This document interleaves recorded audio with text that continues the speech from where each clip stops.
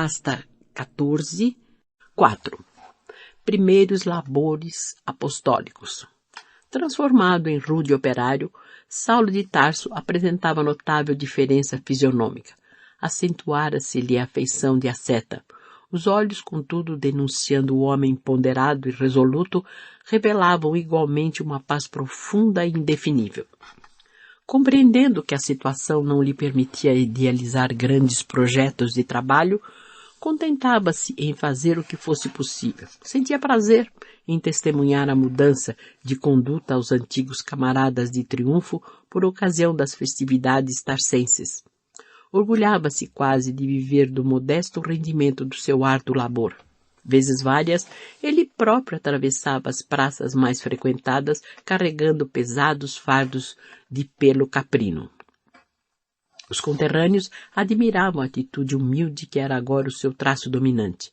As famílias ilustres contemplavam-no com piedade. Todos os que o conheceram na fase áurea da juventude não se cansavam de lamentar aquela transformação. A maioria tratava-o como alienado pacífico.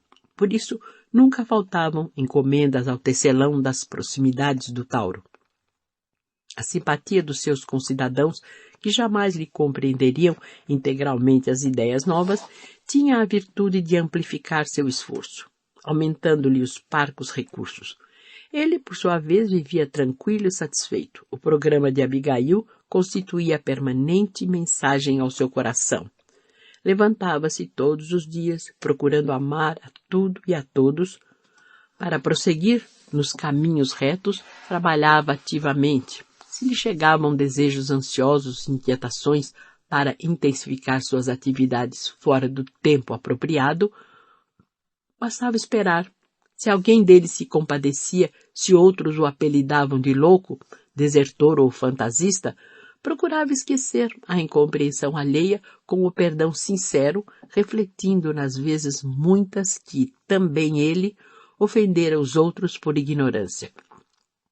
Estava sem amigos, sem afetos, suportando os desencantos da soledade que, se não tinha companheiros carinhosos, também não necessitava temer os sofrimentos oriundos das amizades infiéis. Procurava encontrar no dia o colaborador valioso que não lhe subtraía as oportunidades. Com ele, tecia tapetes complicados, barracas e tendas, exercitando-se na paciência indispensável aos trabalhos outros que ainda o esperavam nas encruzilhadas da vida.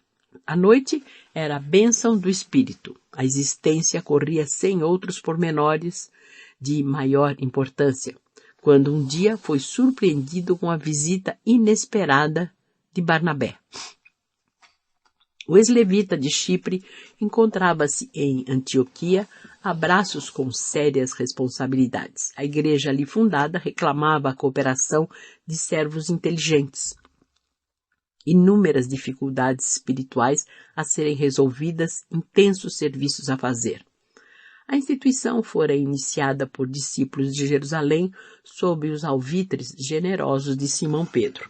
O ex-pescador de Cafarnaum ponderou que deveriam aproveitar o período de calma no capítulo das perseguições para que os laços do Cristo fossem dilatados.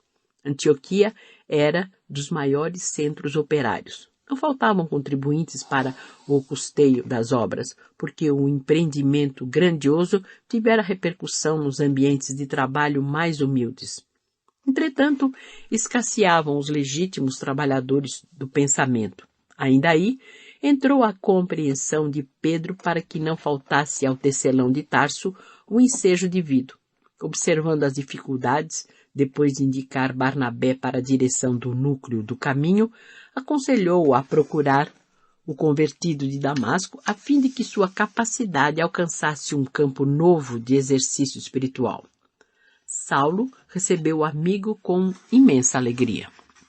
Vendo-se lembrado pelos irmãos distantes, tinha a impressão de receber um novo alento.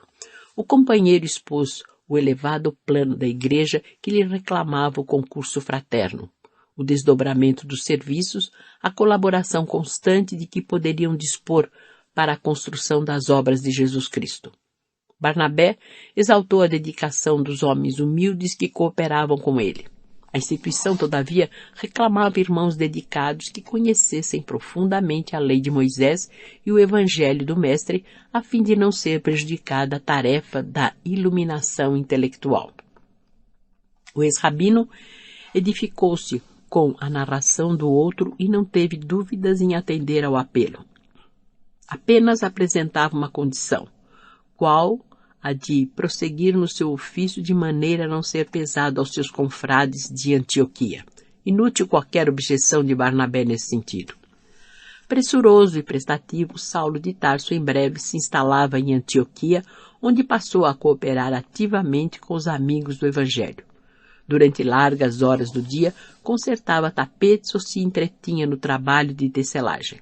Destarte, ganhava o necessário para viver, tornando-se um modelo no seio da nova igreja. Utilizando o grande cabedal de experiência já adquirido nas refregas e padecimentos do mundo, jamais o viu ocupar os primeiros lugares. Nos Atos dos Apóstolos, vemos-lhe o nome citado sempre por último, quando se referem aos colaboradores de Barnabé. Saulo havia aprendido a esperar. Na comunidade, preferia os labores mais simples. Sentia-se bem, atendendo aos doentes numerosos.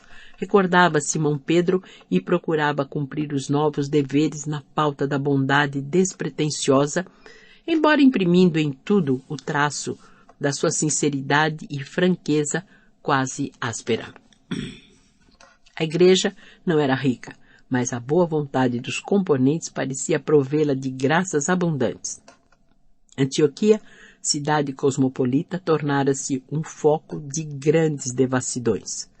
Na sua paisagem enfeitada de mármores preciosos que deixavam entrever a opulência dos habitantes, proliferava toda espécie de abusos. Os fortunosos entregavam-se aos prazeres licenciosos desenfreadamente. Os bosques artificiais reuniam assembleias galantes onde criminosa tolerância caracterizava todos os propósitos. A riqueza pública ensejava grandes possibilidades às extravagâncias.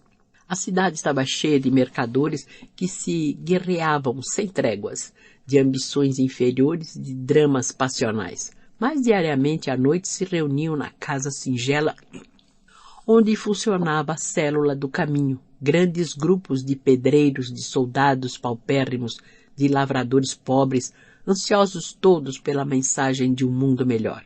As mulheres de condição humilde compareciam igualmente em grande número. A maioria dos frequentadores interessavam-se por conselhos e consolações, remédios para as chagas do corpo e do espírito. Geralmente eram Barnabé e Manahem, os pregadores mais destacados, ministrando o evangelho às assembleias heterogêneas. Saulo de Tarso limitava-se a cooperar. Ele mesmo notara que Jesus, por certo, recomendara absoluto recomeço em suas experiências. Certa feita, fez o possível por conduzir as pregações gerais, mas nada conseguiu. A palavra, tão fácil noutros tempos, parecia retrair-se-lhe na garganta. Compreendeu que era justo padecer as torturas do reinício em virtude da oportunidade que não soubera valorizar. Não obstante, as barreiras que se antepunham às suas atividades, jamais se deixou avassalar pelo desânimo. Se ocupava a tribuna, tinha extrema dificuldade na interpretação das ideias mais simples. Por vezes, chegava a corar de vergonha ante o público que lhe aguardava as conclusões com ardente interesse, dada a fama de pregador de Moisés no Templo de Jerusalém. Além disso, o sublime acontecimento de Damasco cercava-o de nobre e justa curiosidade. O próprio Barnabé várias vezes surpreendera-se com a sua dialética confusa na interpretação dos evangelhos e refletia na tradição do seu passado como rabino, que não chegara a conhecer pessoalmente, e na timidez que o assomava justo no momento de conquistar o público. Por esse motivo, foi afastado discretamente da pregação e aproveitado noutros mistérios. Saulo, porém, compreendia e não desanimava. Se não era possível regressar de pronto ao labor da pregação, preparar-se-ia de novo para isso. Nesse intuito, retinha irmãos humildes na sua tenda de trabalho e, enquanto as mãos teciam com segurança, entabulava conversas sobre a missão do Cristo. À noite, promovia palestras na igreja com a cooperação de todos os presentes. Enquanto não se organizava a direção superior para o trabalho das assembleias, sentava-se com os operários e soldados que compareciam em grande número. Interessava a atenção das lavadeiras, das jovens doentes, das mães humildes. Lia, às vezes, trechos da lei e do evangelho, estabelecia comparações, provocava pareceres novos. Dentro daquelas atividades constantes, a lição do mestre parecia sempre tocada de luzes progressivas. Em breve, o ex-discípulo de Gamaliel tornava-se um amigo amado de todos. Saulo sentia-se imensamente feliz. Tinha enorme satisfação sempre que via a tenda pobre repleta de irmãos que o procuravam, tomados de simpatia. As encomendas não faltavam. Havia sempre trabalho suficiente para não se tornar pesado a ninguém. Ali conheceu Trófimo, que lhe seria companheiro fiel em muitos transes difíceis. Ali abraçou Tito, pela primeira vez, quando esse abnegado colaborador mal saía da infância. A existência para o ex-rabino não podia ser mais tranquila nem mais bela. Era-lhe o dia cheio das notas harmoniosas do trabalho digno e construtivo. À noite recolhia-se à igreja em companhia dos irmãos, entregando-se prazenteiro às lides sublimes do Evangelho. A instituição de Antioquia era, então, muito mais sedutora que a própria igreja de Jerusalém. Vivia-se ali num ambiente de simplicidade pura, sem qualquer preocupação com as disposições rigoristas do judaísmo. Havia riqueza porque não faltava trabalho. Todos amavam as obrigações diuturnas, aguardando o repouso da noite nas reuniões da igreja. Qual uma bênção de Deus! Os israelitas, distantes do foco das exigências farisaicas, cooperavam com os gentios, sentindo-se todos unidos por soberanos laços fraternais. Raríssimos os que falavam na circuncisão e que, por constituírem fraca minoria, eram contidos pelo convite amoroso à fraternidade e à união. As assembleias eram dominadas por ascendentes profundos de amor espiritual. A solidariedade estabelecera-se com fundamentos divinos. As dores e os júbilos de um pertenciam a todos.